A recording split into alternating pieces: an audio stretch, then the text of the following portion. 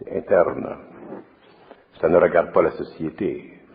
Ça regarde les individus, un nombre d'individus venant de chaque pays du monde. L'écroulement de la civilisation qu'on peut observer presque actuellement là, avec le dollar, avec les prises de conscience sociales des pays sous-développés, etc., qu'on veut bien garder sous-développés. Tout ça, est-ce que c'est précurseur à justement une époque où l'être humain va se prendre individuellement en main pour se centriciser? Oui, oui. Ça fait partie des événements qui sont essentiels, qui font partie du plan de vie de la planète, qui coïncident avec le cycle de vie de la planète et qui coïncide aussi avec cette période de la planète où de grands changements doivent se manifester pour que l'homme prenne une certaine conscience. L'homme ne peut pas prendre conscience dans ce qu'il y a de la grande richesse, de la grande opulence, ou lorsqu'il y a lorsque l'homme est à l'apogée de sa civilisation. L'homme prend conscience que lorsque la civilisation atteint un stage où elle n'est plus capable de le nourrir, et la civilisation aujourd'hui n'est plus capable de nourrir l'homme, et lorsque l'homme ne pourra plus être nourri par la civilisation en tant qu'individu, il sera obligé de se nourrir lui-même. Et c'est là que commencera son évolution, sa transmutation, le changement vibratoire de ses neurones, et ainsi de suite. Le but des conférences, c'est de sensibiliser le public à eux-mêmes ou à lui-même.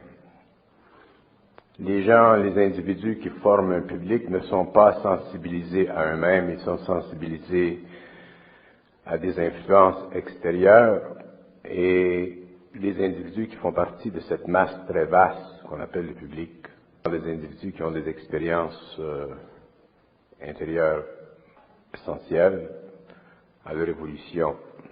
Ces gens-là doivent comprendre l'importance de leur expérience et aussi comprendre l'importance de ne pas se laisser influencer de l'extérieur pour qu'ils puissent comprendre, connaître, vivre de leur expérience d'une façon de plus en plus totale. Alors, le but des conférences, c'est un début, parce qu'il y en a plusieurs.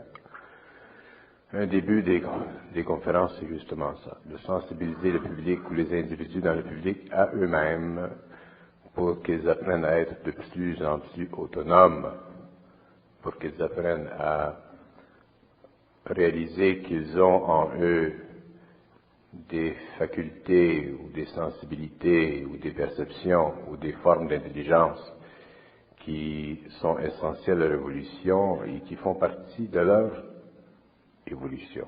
Et tant que les hommes n'auront pas suffisamment d'appui de l'extérieur, leur démontrant l'importance de leur expérience personnelle, seront toujours portés à aller vers l'extérieur pour faire corroborer, pour faire expliquer ce qu'ils sentent et souvent ce qu'ils savent. Des individus dans le public doivent comprendre par le biais d'une instruction qui est la mienne, des aspects qui leur permettent éventuellement d'individualiser de plus en plus ce qu'ils sont, de reconnaître ce qu'ils sont et de ne pas toujours se fier sur les autres pour qu'ils puissent enrichir leur propre vie, leur propre personnalité. Quelles sont les lois universelles à part de la loi d'harmonie et la loi du mensonge cosmique? Il y a beaucoup de lois universelles. Ce qu'on appelle les lois universelles, dans le fond, sont la façon ou les façons dont réagissent les unités composantes de l'universel. La loi universelle pour un homme qui est spirituel, c'est une chose. La loi universelle pour un homme qui est conscient, supramental, c'est une chose. La loi universelle pour un homme qui est dans les terres, c'est une autre chose. Dans le fond, une loi universelle, c'est une relation parfaite entre le mouvement de la lumière et les unités composantes ou complexes qui servent à l'évolution. Il n'y a pas une loi universelle. Souvent, on parle de la loi universelle parce que tout se ramène à l'unité. Il est vrai qu'il y a de l'unité dans tout, mais dans le mouvement de l'énergie, surtout, par exemple, sur le plan de l'intelligence, les lois de l'intelligence sont extrêmement complexes et elles se définissent par rapport à l'individu qui en est le récipient. La loi universelle de l'intelligence pour un homme n'est pas nécessairement la même loi universelle de l'intelligence pour un autre, mais les deux sont parallèles. Ce qu'un homme peut faire dans le cadre d'une loi universelle est toujours déterminé par le pouvoir occulte qu'il possède sur la forme. Un homme qui n'a pas ce pouvoir occulte sur la forme ne pourra pas vivre cette loi universelle et automatiquement ne pourra pas la comprendre. Alors, de parler de loi universelle, c'est de parler philosophiquement de l'harmonisation des mouvements de l'énergie de la lumière dans le monde. Et autant il y a de plans d'énergie, autant il y a d'individus, autant il y a d'unités qui correspondent à l'intelligence, autant cette loi qui est unitaire se divise à l'infinité, mais toujours dans un cadre d'harmonie totale. Qui est Dieu? C'est une question. Et la question vient de l'homme parce que l'homme pense. Lorsque l'homme ne pense plus, la question n'existe plus et c'est la réponse. Et lorsque l'homme est dans cette réponse, ou qu'il est dans le savoir de cette réponse, et qu'il découvre d'autres plans de la réalité, il s'aperçoit que le concept de Dieu, le concept humain de Dieu, est un concept qui sert à l'évolution progressive de la spiritualité humaine, mais que, au-delà du mental inférieur de l'homme, le concept de Dieu ne sert plus à l'évolution parce que l'homme est déjà parfaitement en harmonie avec les forces de l'évolution. Et la qualité de lui-même qui fait qu'il demande cette question n'existe plus. Alors, si la question n'existe plus, la réponse non plus. Et si la réponse n'existe pas, c'est parce qu'on n'en a pas besoin. Et si on n'en a pas besoin, c'est parce qu'elle ne sert pas. Et si elle ne sert pas, c'est parce qu'on n'en a pas besoin. Mais là, je vous donne cette réponse à partir du supramental. Je ne vous donne pas cette réponse à partir d'un plan intellectuel ou philosophique. Sur le plan philosophique, il y a une réponse à qui est Dieu. On peut en donner toutes sortes de réponses.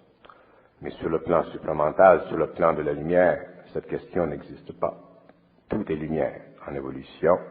Et la totalité de cette évolution est ce que vous, les hommes, appelez Dieu. Mais Dieu pour un homme conscient et Dieu pour un homme inconscient est une formulation parfaitement différente d'une réalisation intérieure qui, dans un cas de conscience, n'existe pas et qui, dans le cas de l'inconscience, existe. Vous me demandez qui est Dieu. C'est une perte de temps de demander cette question-là. C'est une perte d'énergie. Demander une question, c'est une perte d'énergie. Mais c'est difficile à comprendre, ceci, quand on a beaucoup d'énergie à perdre. Quand on n'a pas d'énergie à perdre, la question ne vient pas au mental parce qu'elle n'est pas nécessaire.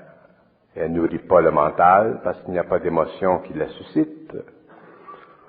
Moi, j'ai rien contre Dieu. J'ai rien contre le concept de Dieu. C'est un très beau concept. Il servi beaucoup à l'humanité. Mais, à un certain moment de l'évolution, ce concept-là est totalement humain, nécessaire, parce qu'il ne fait pas partie du réel. Il fait partie de la forme dont a besoin le réel pour l'évolution progressive de l'homme. Lorsque l'homme est dans la lumière, lorsqu'il vit avec l'énergie de la lumière, lorsqu'il entre dans les plans de la lumière, ce qu'il est ce qu'il voit, et ce qu'il voit est ce qu'il sait, et ce qu'il sait est la limite de son pouvoir créatif. Et il ne peut pas aller au-delà de cette limite, parce que la limite d'un être est toujours le pouvoir concret de cet être dans la condensation parfaite de tous ses plans. C'est comme si on parle de la limite du Christ. C'est à une limite, tous les êtres créatifs ont une limite, mais la limite du Christ est une limite qui est suffisamment vaste pour permettre que la conscience de son intelligence se répande dans le cosmos à une échelle suffisamment élevée pour que bénéficient tous les êtres dans ce cosmos. Mais pour l'homme, c'est la même chose. La limite de l'homme est toujours en relation avec son évolution sur le plan de l'âme. Et un homme qui a atteint le plan de l'âme et qui est et qui est en évolution en relation avec cette âme et qui devient, dans le cas échéant, un être descendant dans les mondes de la matière, n'a plus besoin d'un concept de Dieu pour vérifier la nature ou l'origine de la création, puisque les mystères de l'origine de la création font partie des mystères de la lumière et n'ont aucune concordance, aucun parallèle avec les propositions philosophiques de l'intellect humain. Qu'est-ce que vous voulez que je vous dise? Demandez une question, vous aurez une réponse. Tant que vous demandez une question, vous aurez une réponse. Tant que vous demanderez une question, ce sera pour avoir de la connaissance, dont la réponse sera la manifestation. Lorsque l'homme sera dans le savoir, il n'aura plus de questions, il n'aura plus besoin de réponse, il y aura la paix. À ce moment-là, l'énergie qui est en lui sert à créer, et ça fait partie de ce que vous appelez le mouvement global, trinitaire, absolu de Dieu. Mais il faut faire attention, parce qu'aussitôt qu'on emploie le terme Dieu, le mot Dieu, quand on est supramental, on reçoit une vibration contraire. Parce que la vibration de la forme est toujours antécédente au temps de la conception de cette forme. Mais le temps de la conception de toutes les formes dans l'esprit humain fait partie de la mémoire de l'humanité. Et la mémoire de l'humanité est la prison de l'homme. Alors voici qu'il n'est pas une question.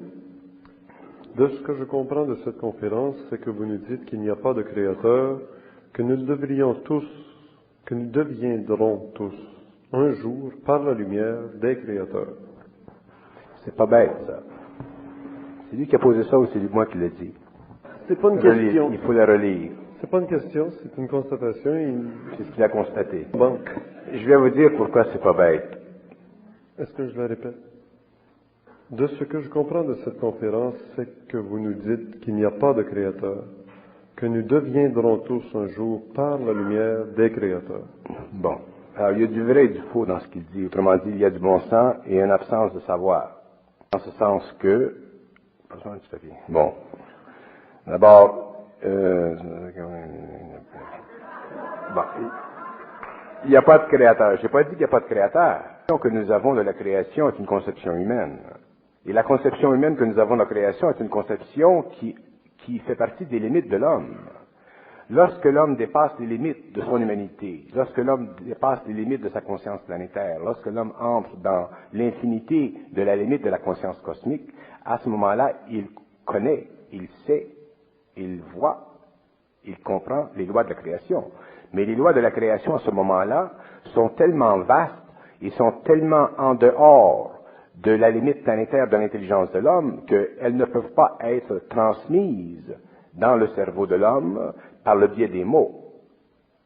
Sans cela, l'homme ne pourrait pas vivre cette connaissance. Il deviendrait fou. Parce que plus on entre dans le cosmos, plus on entre dans l'infinité, plus la création devient prépersonnelle. Et plus on retourne dans l'infinité du prépersonnel, plus on s'aperçoit que la nature de la lumière est totalement inverse à la pulsation parfaite des absolus qui sont dans l'île du paradis. Alors automatiquement, la lumière, plus elle avance dans le temps, plus elle recule dans Dieu, et plus elle recule dans Dieu, plus elle s'enferme sur elle-même, et c'est justement le mouvement de s'enfermer sur elle-même qui permet à la lumière de créer des êtres comme les hommes qui deviennent plus tard créateurs. Alors l'homme, pour concevoir ce qu'il appelle Dieu, il doit réaliser d'abord que tout ce qui fait partie de sa mémoire humaine, tout ce qui fait partie de la mémoire de l'humanité, est une façon de lui aider à progresser selon des lignes de conduite qui sont déjà fixées par les lois de l'intelligence universelle. Mais lorsque l'homme entre et qu'il est en harmonie vibratoire avec les lois de l'intelligence universelle, il n'est plus dominé par les règles du jeu de l'intelligence universelle et à ce moment-là, il devient un être créateur.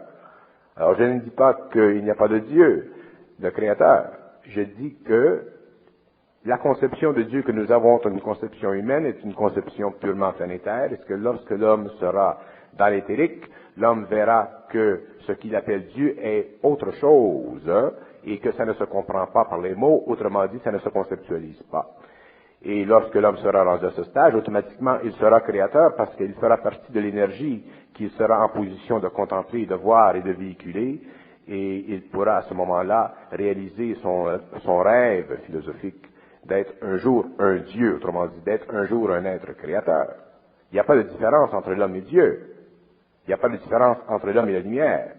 La lumière est une totalité parfaite qui se subdivise infiniment, qui se diffuse dans le cosmos et qui crée à l'échelle de son temps des unités qui éventuellement deviennent des hommes, qui éventuellement sont remplis d'elle et qui éventuellement deviennent des extensions créatives d'elle.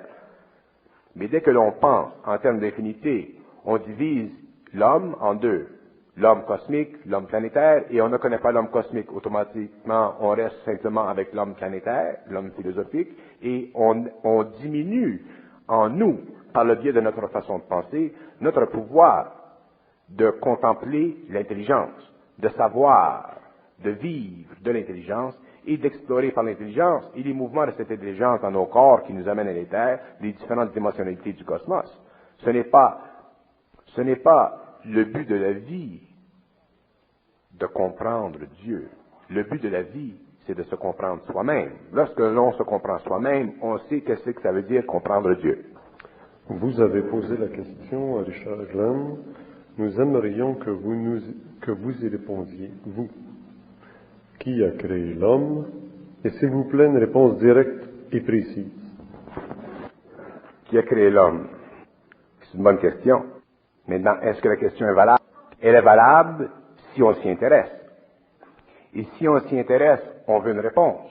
Et si on veut une réponse, on cherche à comprendre la question et la réponse en même temps parce qu'on a émotivement une raison qui nous amène à découvrir le pourquoi de notre origine afin que nous puissions au niveau de notre intellect, de notre intelligence, nous situer dans le cosmos.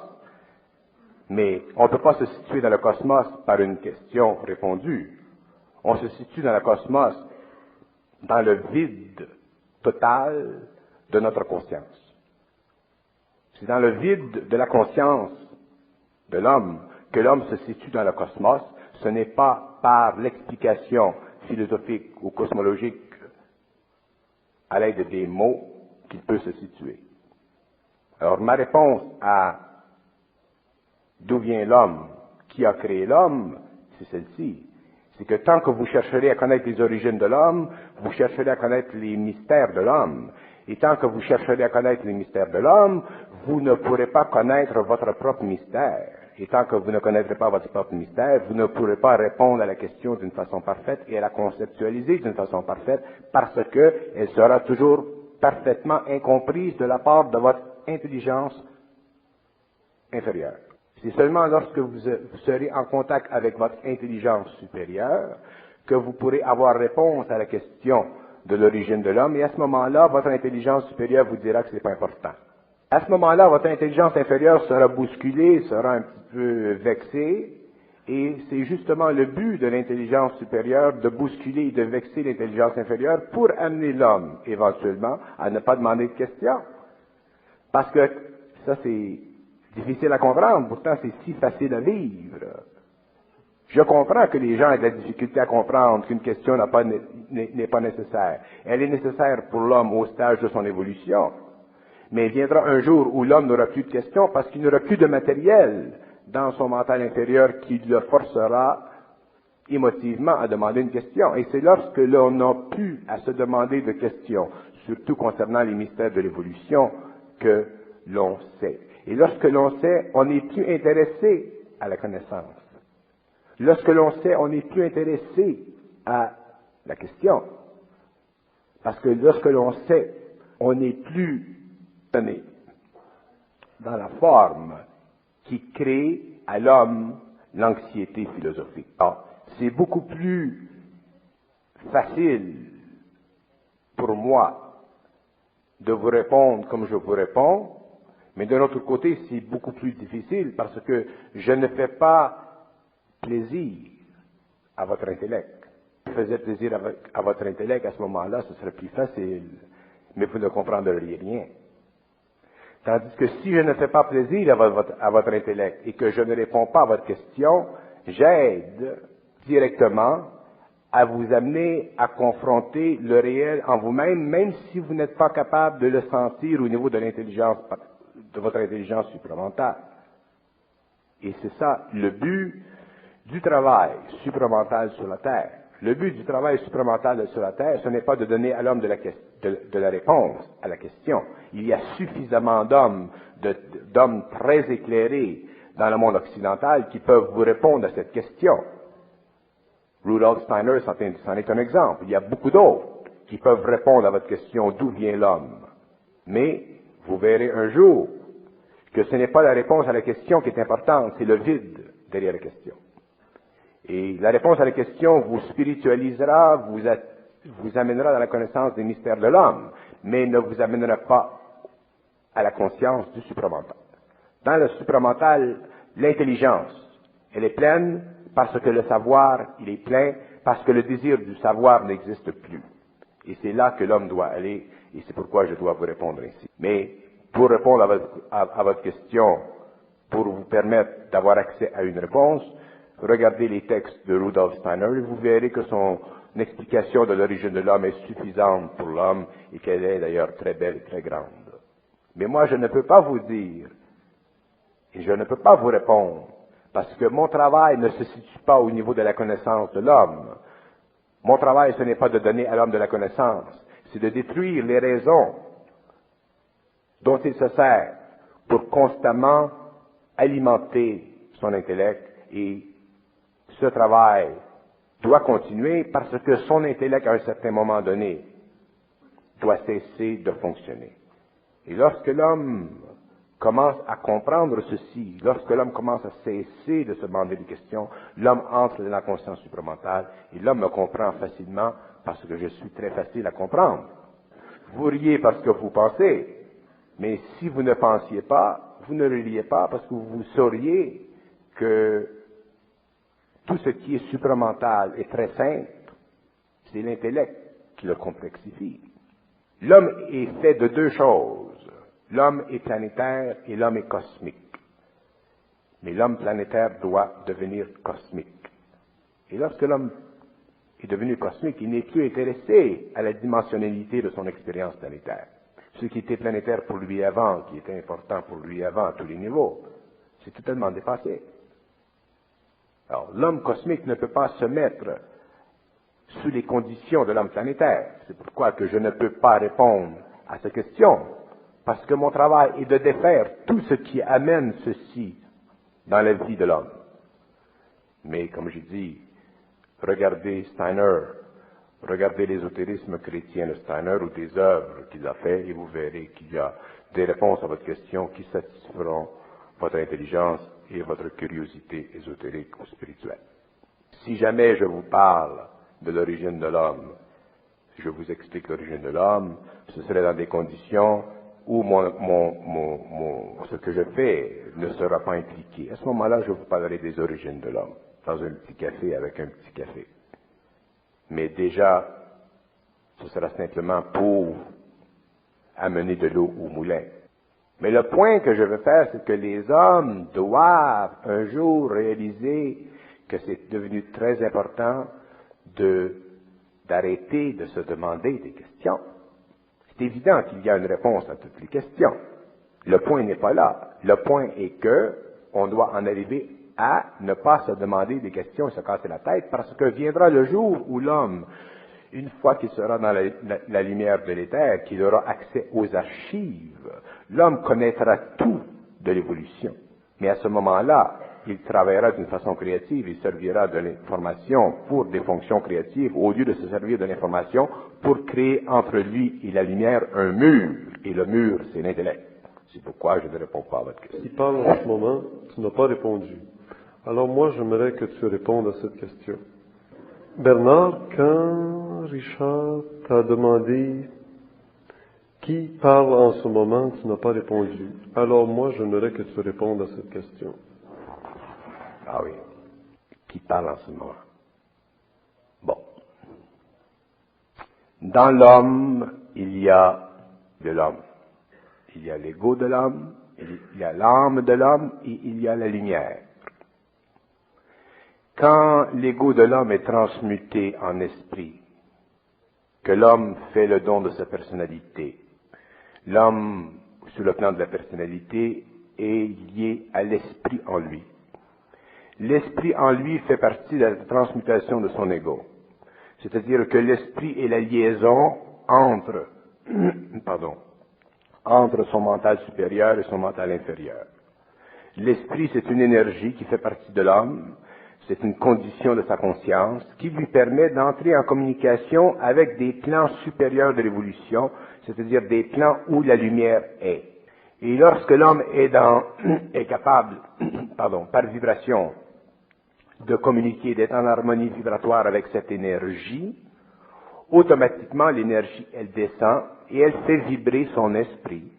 Et lorsqu'elle fait vibrer son esprit, par le biais du corps matériel, manufacture de l'information qu'on appelle le langage.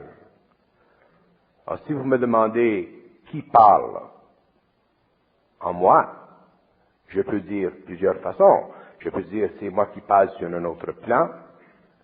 Je peux dire que la lumière active mon énergie sur un autre plan. Je peux dire que c'est la manifestation de la lumière sur un autre plan. Je peux dire que c'est la façon à la lumière de se manifester dans mon esprit sur un autre plan. Mais d'une façon ou d'une autre, je n'anthropomorphiserai pas l'origine de ce qui est dit. Parce qu'à ce moment-là, je tomberai encore dans la forme. Alors, la lumière a le pouvoir de se manifester comme elle veut, sous tous ses aspects, et lorsque l'homme est en relation avec cette énergie, et qu'elle passe par son mental supérieur, elle devient de l'intelligence. Parce que la lumière n'est pas simplement de l'intelligence. La lumière est de la volonté, la lumière est de l'intelligence, la lumière est de l'amour, et la lumière est 4 autres principes qui ne sont pas connus dans le cosmos encore. Alors la lumière, quand elle se manifeste par le biais d'un outil qui est développé, le corps mental supérieur, elle se manifeste et si on est spirituel, on a tendance à dire, c'est notre ange gardien qui parle ou c'est un être supérieur qui parle. Et ça, c'est toujours conditionnel au désir que l'on a d'être en communication avec un être qui est au-dessus de nous. Et c'est normal. Mais lorsque l'on a suffisamment compris les lois de la dépersonnification de la forme, on s'aperçoit que tout rapport entre l'homme, au niveau de son esprit, et le cosmos, au niveau de sa lumière, est un rapport total, unitaire, qui provient du fait que la lumière est en fusion avec l'âme, et c'est tout ce dont a besoin l'homme pour évoluer et devenir créateur. Et à ce moment-là, la question concernant le qui vous parle est une question qui revient encore à la même nature que la question de l'homme, à l'origine, la valeur de l'origine. Mais la valeur de l'origine de toute chose est toujours une condition intellectuelle de celui qui pense. Qui ne pense pas, pourtant il a une origine et il vit sa vie en harmonie avec la nature. L'homme pense, il détruit l'harmonie entre sa vie et l'énergie, parce qu'il pense. Un homme, un jour, ne pensera pas, et il vivra encore en harmonie avec la nature, mais avec la faculté de comprendre ce qu'il sait, tandis que le chien ne comprend pas ce qu'il est. C'est la différence entre l'homme et le chien. Et plus tard, au cours de l'évolution, viendront d'autres niveaux d'hommes, d'autres êtres, une autre humanité, qui sera encore plus élevée en vibration et qui n'aura plus besoin de se servir de l'éther pour créer de la forme, parce que ces hommes-là seront déjà dans la lumière de l'énergie et se serviront de l'énergie pour créer le plan dont ils auront besoin pour véhiculer cette énergie, de sorte que l'homme pourra penser telle chose et c'est telle chose qui se manifestera. Autrement dit, l'homme sera arrivé dans un autre stage de l'évolution créative. Et ainsi de suite. On veut toujours comprimer, compresser, mettre une limite, une origine. C'est la plus... Mettre une origine, chercher l'origine des choses, c'est une perversion de la nature de l'intelligence.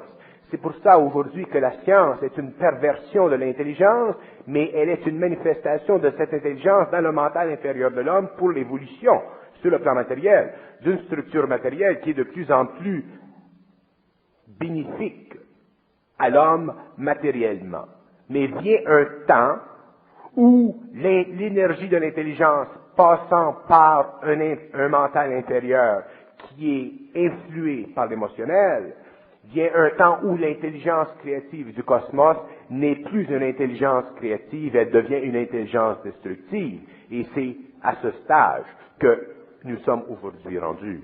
La science aujourd'hui ne sert plus l'homme, elle le dessert. Alors, si l'intelligence ne sert plus l'homme, parce qu'il y a dans l'intelligence de l'émotivité, de l'astralité, de la nature humaine, à ce moment-là, éventuellement, ce que l'homme a créé ou développé en relation avec cette intelligence doit être détruit. Il doit y avoir un changement parce que ça fait partie des lois de la lumière. Et il est de la même nature dans le domaine de la philosophie, dans le domaine des questions. On cherche, on veut savoir d'où vient l'homme, de l'origine de l'homme, de la même façon dont on veut savoir comment fonctionne l'atome. C'est normal.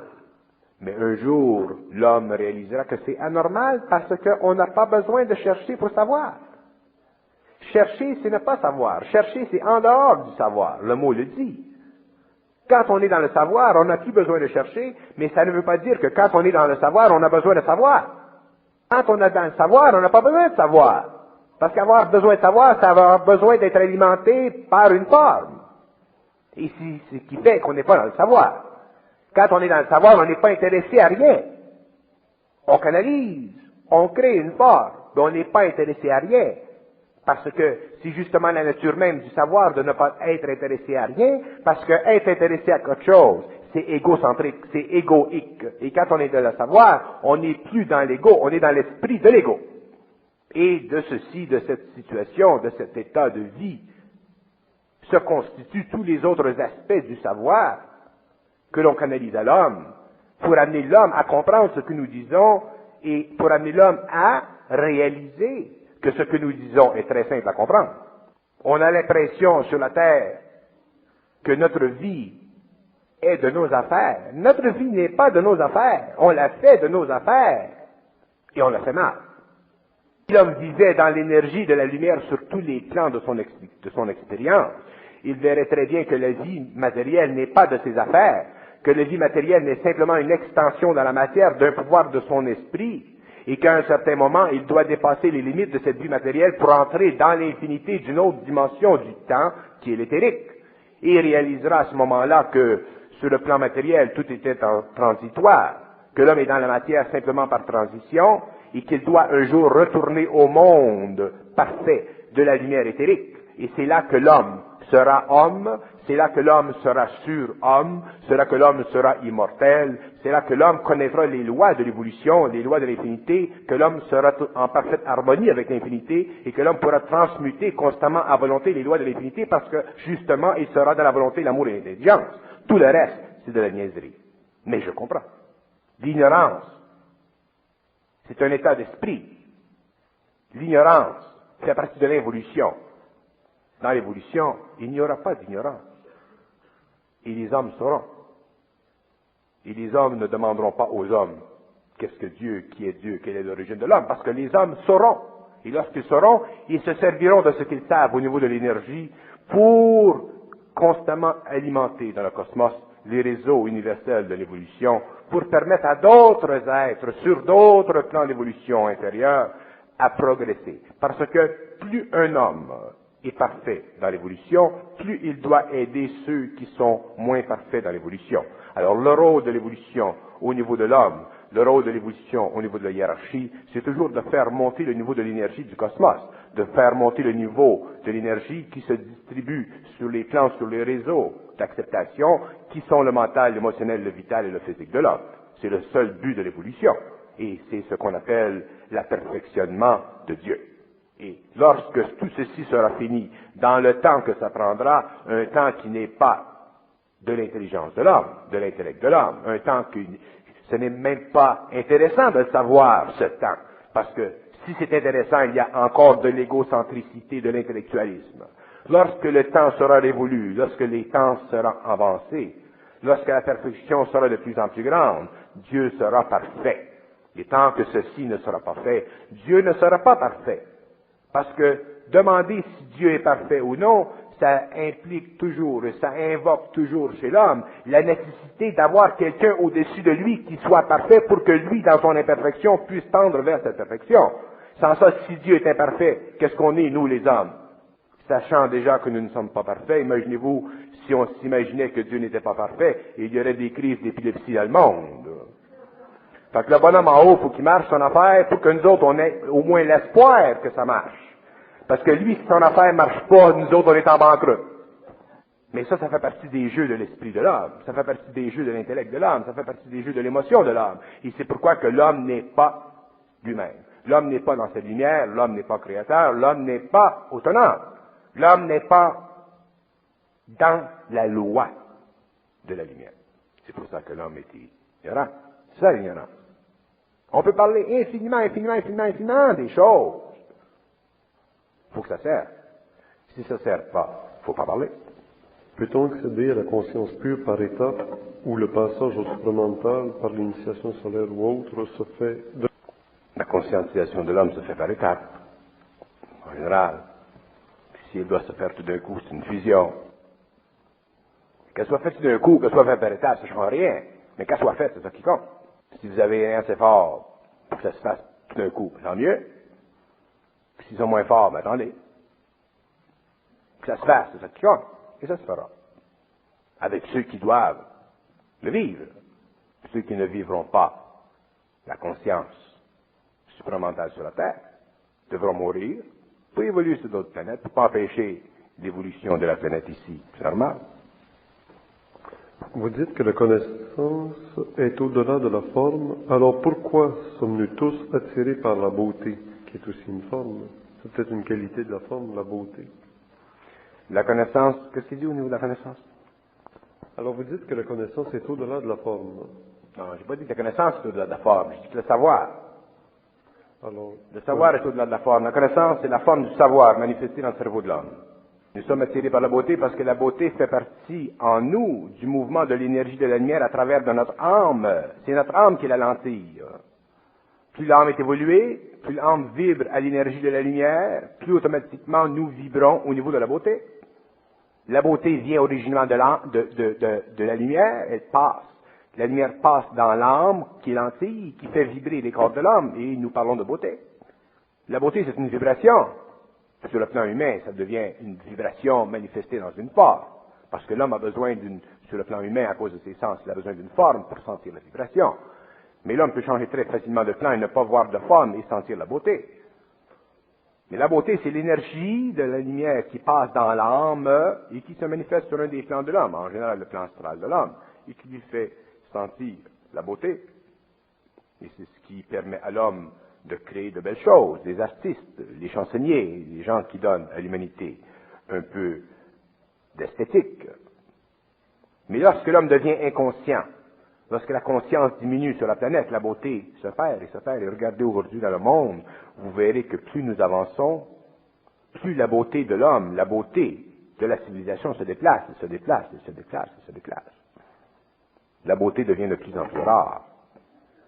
Et ce qui est plus intéressant, c'est que la beauté maintenant, dans la civilisation de la décadence, se transporte dans un domaine qui est le résultat de la très grande exigence technique du mental de l'homme. Autrement dit, la beauté se déplace dans l'électronique, dans la science de la matière. Quand on parlait de la beauté des œuvres de musique, ainsi de suite, la beauté était d'ordre émotif, l'architecture. Mais aujourd'hui, on voit que la beauté s'en va dans la science technique, les microscopes, toutes ces choses. Autrement dit, la lumière qui passe par l'âme, avant se situait beaucoup sur le plan émotionnel parce que l'homme n'était pas encore dans le mental.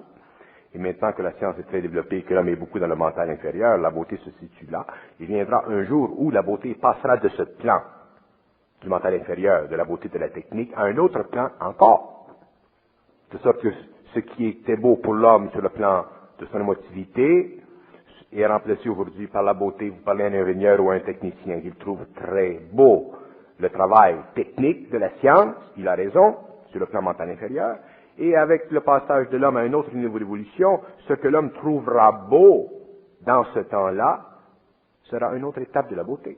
La beauté fait partie du mouvement de l'infinité, dans la conscience de la lumière de l'homme par le biais de l'esprit de l'âme pour renforcer chez l'homme la capacité d'intégrer le plus possible toutes les dimensions de son activité. Vous me considérez comme un guide. Laissez-moi qu'on rentre une minute. D'abord, tant que vous allez me considérer comme un guide, que vous me considériez comme un homme qui est fun, comme un homme qui dit quelque chose d'intéressant, nouveau, particulier, que vous me considériez comme un homme qui a quelque chose à dire, ça c'est une chose. Mais que vous me considérez comme un guide, ça c'est une autre chose. Puis si vous me considérez comme un guide, vous allez vous faire téléguider. Alors si ce que je dis, ça a du bon sens, ou c'est le fun, ça marche. Mais si vous me considérez comme un guide, vous vous faites une défaveur. Parce qu'à ce moment-là, je deviens pour vous une béquille. Je deviens pour vous une sorte de maître. Et c'est fini, ça. Je l'ai déjà dit. Les gourous et les gouzous, on n'a plus besoin. Ils ont fait leur job. Apprenez à vous apprécier, à vous sentir intérieurement. Et si ce que je dis, ça coïncide avec ce que vous savez et ce que vous sentez, mais tant mieux. À ce moment-là, je ne suis pas votre guide. On est des chums, puis on se passe à la même longueur d'onde. Parlez-nous du fonctionnement des homologues universels dans l'univers. L'homologue universel dans l'univers, c'est d'enregistrer pour l'homme toutes les facultés possibles de son entendement, c'est-à-dire de permettre à l'homme d'enregistrer consciemment dans l'infinité de sa perception, dans le moment où il vit, suffisamment d'informations sur le plan vibratoire pour permettre que l'homologue universel puisse un jour rentrer en contact avec lui et établir une liaison au niveau de l'âme pour qu'un jour ils puissent développer ensemble des plans d'évolution. Ça, c'est une petite définition. Quelle sorte d'homologue universel fusionne avec l'homme? Les homologues universels sont de plusieurs natures, il y en a des milliards, et ceux qui fusionnent avec l'homme sont ceux qui doivent fusionner avec tel individu. Alors, selon l'évolution de tel homme, il y a tel homologue universel. Les homologues, à cause de la nature prépersonnelle de leur luminosité, peuvent facilement voir dans une planète ou dans un réseau de planètes certains individus qui ont un potentiel quelconque. Alors, un homologue universel qui est très évolué va aller chercher un homme très évolué et va essayer de l'amener à un niveau de fusion éventuel. Un homologue universel qui a moins d'expérience va prendre moins de chance et va s'organiser pour aller chercher un homme qui est un petit peu moins évolué et va essayer aussi de l'amener vers la fusion. Alors, un homologue universel, suivant son expérience, va aller chercher un homme d'expérience. Plus l'homme est évolué, plus l'homologue universel est évolué, ainsi de suite. Un homologue universel peut-il vivre deux fois dans la même galaxie? D'abord, un homologue universel les homologues universels ne vivent pas dans la galaxie. Les homologues universels sont en dehors du temps. Pourquoi l'homme n'a-t-il pas fusion avec Jésus de Nazareth? Pourquoi l'homologue n'a-t-il pas fusionné avec Jésus de Nazareth? Qu'est-ce que vous en savez? Qu'est-ce que vous en savez que Jésus de Nazareth n'était pas fusionné? Je vais vous dire une chose concernant Jésus de Nazareth. C'est intéressant parce que personne ne le sait. Les seules choses intéressantes, c'est les choses que les gens ne savent pas, parce qu'elles ont jamais été dites. Dans Jésus de Nazareth, il y a 7 facultés. La première faculté, c'est la faculté matérielle. La deuxième faculté, c'est la faculté vitale. La troisième, c'est la faculté émotionnelle. La quatrième, c'est la faculté mentale inférieure. Les 3 autres facultés supérieures étaient tellement élevées en lui que sa conscience, à partir du moment où il a vécu la fusion, lui permettait de se donner sur le plan matériel en tant qu'initié, de vivre la mort. Je vais vous dire une chose, essayez de comprendre ce que je veux dire.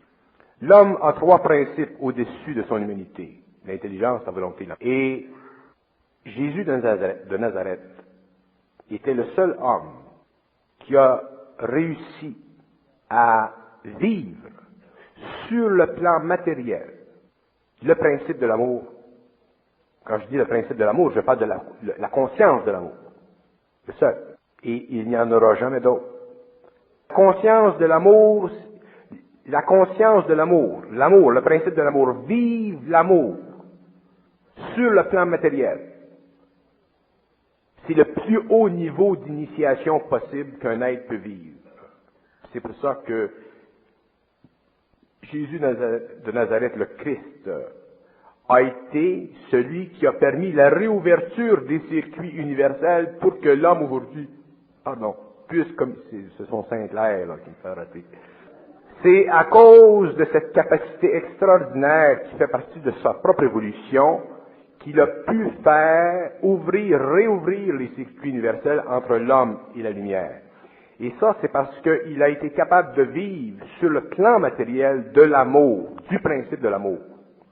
Et c'est le seul être dans l'évolution de l'homme, passé et futur, qui a amené l'amour sur la terre, qui a vécu dans ses principes inférieurs l'amour. Alors, Jésus de Nazareth était fusionné, et son effusion était tellement importante pour l'humanité que s'il n'était pas venu, s'il n'avait pas réussi à descendre ce principe dans la matière, l'homme aujourd'hui n'aurait pas pu recommuniquer avec la lumière. Il y a des êtres qui vivent le principe de l'intelligence sur la terre, dans la matière, mais ils ne peuvent pas vivre le principe de l'amour dans la matière. Moi, j'en suis un. Je ne vis pas le principe de l'amour dans la matière. Je le vis dans l'éthérique, mais dans la matière, je ne suis pas capable de vivre ce principe parce que ce principe est tellement puissant qu'il détruirait ma personne. Je vis de l'intelligence, du principe de l'intelligence dans la matière, ou du principe de la volonté dans la matière, mais je ne peux pas vivre du principe de l'amour dans la matière. Dans l'éthérique, c'est une autre chose. Et les hommes de la 6e race vivront du principe de l'amour dans l'éthérique, et le principe de l'amour dans la matière n'aura été vécu, connu et su et compris que par Jésus de Nazareth. Je vous dis ça en passant comme ça. Ce que l'on appelle l'amour sur la terre, c'est le sentiment de l'amour spirituel. Je parle du principe de l'amour. Un homme ne peut pas vivre du principe de l'amour dans la matière. La preuve, regardez les saints, les grands êtres de l'Église, qui ont lévité en présence de l'énergie. Ils devaient être automatiquement sujets aux lois de la lumière pour vivre le principe de l'amour qui les amenait à un état d'extase extraordinaire, qui les ramenait une fois qu'ils étaient dans la matière, qui les forçait à vivre une vie très, très, très simple. L'homme ne peut pas vivre de l'amour dans la matière. Puis ça, c'est d'ailleurs un des grands secrets de l'évolution. Le Christ est venu pour donner à l'homme la connaissance de ce principe. Jamais l'homme n'a pu vivre ce principe. Il en a vécu des formes idéalisantes, mais il n'a jamais pu vivre de ce principe parce que l'amour est un principe de créativité, de création, et c'est seulement dans les terres que l'homme le vivra. Mais l'homme, avant ça, doit vivre l'intelligence, parce que l'homme ne peut pas passer dans les terres s'il n'a pas d'intelligence. Je ne sais pas pourquoi est-ce que je vous dis ça, mais je sais que c'est très intéressant qu'on le sache, autant vous-même que moi-même, parce que quand je le parle, je l'apprends. Si je ne parle pas, je n'apprends rien. Pourquoi l'homologue n'a-t-il pas fusionné? Bon, qu'advient-il de cet homologue? Lorsqu'un homologue fusionne avec un être, cet être et lui-même deviennent parfaitement réunis, et lorsqu'ils sont parfaitement réunis, ils sont parfaitement unis dans le secret de leur mystère, et personne ne peut savoir qu'est-ce qui se passe entre eux et lui. Un homme qui fusionne avec un homologue universel vit un secret avec cet être, et c'est ce secret-là qui fait partie des fameuses lois des nombres que l'on connaît lorsqu'on entre dans l'éther et qu'on manipule les différents rayons d'énergie. Mais ça fait partie du secret de cette âme et de cet homologue. Fini. Mais j'ai parlé de l'amour du Nazaréen, ainsi de suite, là. Et j'en ai parlé pour une raison qui va au-delà de la simple conversation. J'en ai parlé pour une raison afin de fixer dans l'esprit de l'homme un principe de réalité que l'homme un jour reconnaîtra comme étant véritable.